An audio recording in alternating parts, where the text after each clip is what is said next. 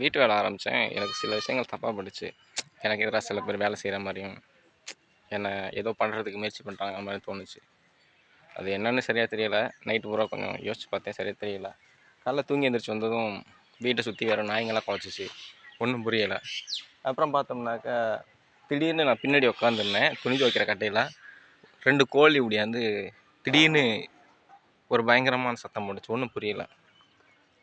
அப்புறம் வீட்டை முன்னாடி வந்து மரத்து மேலே இந்த மைனா குருவிங்க ஒரு 4 குருவிங்க கத்திக்கிட்டு சண்டை போட்டுக்கிட்டு ஒரு மாதிரி கைமையின்னு கத்திக்கிட்டு வந்துச்சு. என்னென்னு புரியலை. அப்புறம் வந்தாங்கண்ணே வீட்டுக்கு சீட் அடிக்கிருக்கோம்ல, இதில் நான் எப்பவும் ஒரு 5 நிமிஷம் உட்காருவேன். அந்த மாதிரி உட்காந்துருக்குறேன்.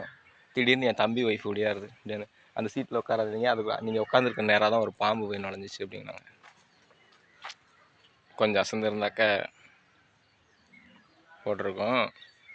இருந்தாலும் இல்லை, இதான் நடந்துக்கிட்டு இருக்கு.